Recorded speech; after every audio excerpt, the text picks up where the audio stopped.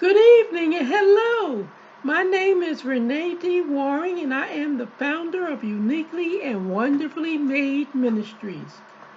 Welcome to you all, and a special welcome to the new members of my community. I am glad to be able to meet with you all today. My presentation is on mental health care system and the mentally ill. As long as there have been mental illness, there has been problematic treatment of mental illness.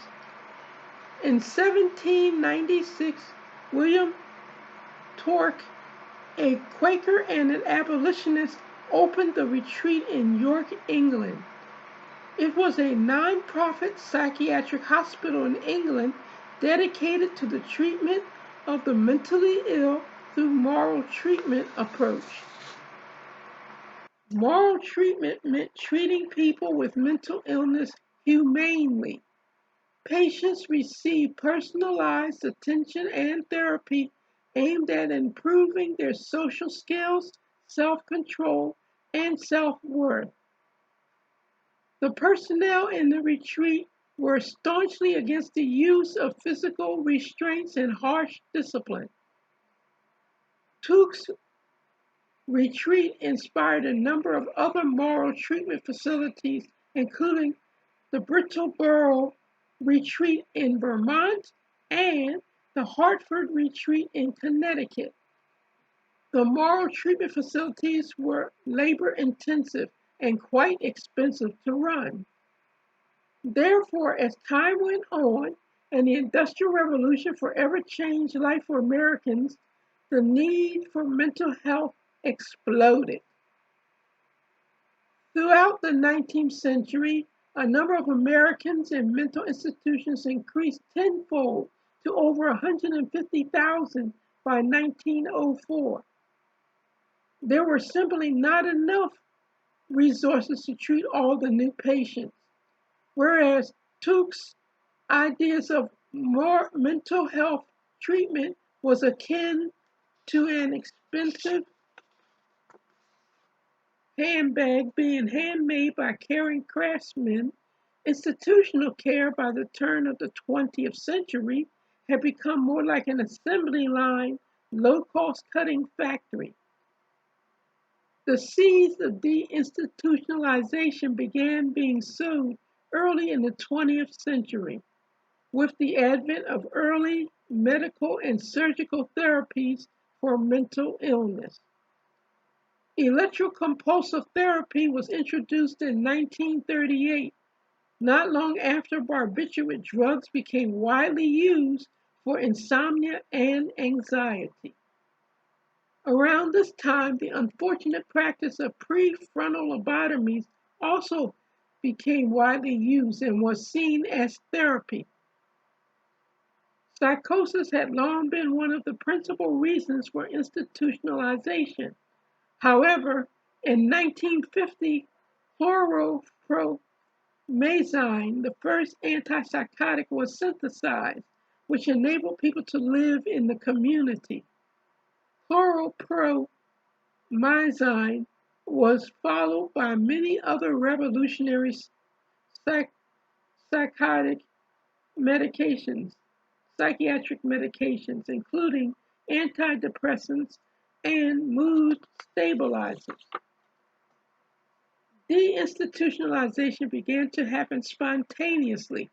From 1955 to 1967, the populations in psychiatric hospitals dropped by 30%, with with much of the reduction attributable to new antipsychotics that allow people with schizophrenia to live outside of asylums. Mental institutions were becoming increasingly unpopular. In 1946, Life magazine published Bedlam 1946, an expose of dilapidated, overcrowded conditions that some state mental hospitals were exposing their patients to. The report was complete with photos and stories of patients suffering that had horrified many Americans and created a sense of urgency to help these people. President John F. Kennedy signed into law the Community Mental Health Act, or CMHA, in 1963.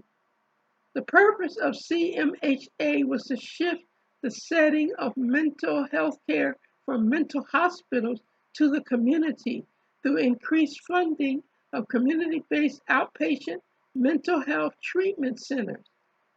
The law was successful in facilitating deinstitutionalization. However, the bill was not successful in accommodating the massive need for community-based mental health care that exploded following the release of the mental health patients from the institutions. Only about half of the community centers proposed in the law were ever actually built, and none were ever fully funded. As a result, many mental health patients never received the services they were promised. To this day, however, community-based mental health care resources are far too scarce, and the consequences have been tragic. 25% of the homeless population have severe mental illness like schizophrenia or bipolar 1 disorder. Furthermore, many homeless people are reliant on Medicaid for mental health care. Establishing care with a psychiatrist can take several months, especially for patients who have Medicaid. Mentally homeless people rely on their primary care physicians to provide them with psychotropic medications, which many doctors are reluctant to do. The history of institutionalization and deinstitutionalization is filled with good intentions and poor results. Deinstitutionalization led to homelessness for many people. Yet, despite the grim picture of many mentally ill homeless people, the situation of the people can be improved if healthcare workers push for policies that increase resources for community-based mental health services as CMHA intended. Clinicians can volunteer at free clinics or contact local organizations that work directly with the homeless populations and inquire about how they can help. Primary care physicians and psychiatrists can communicate via telemedicine to better serve their patients who have mental illness. Newer, long-acting injectable antipsychotics are available and are particularly useful for populations with limited capacity for compliance, including homeless people. Thus ends my presentation for today. I hope that you found my talk to be both interesting and informative. It has been my pleasure presenting to you this evening. My website is uniquely and wonderfully made ministries.com. That's UNIQUELY and wonderfully made ministries.com. UNIQULA and wonderfully made ministries.com. My email address is mirecovery74@gmail.com. mirecovery74@gmail.com. mirecovery74@gmail.com. Send me your questions, concerns, and prayer requests. Book me to speak to your group. My next presentation will be aired on the fourth Friday of this month.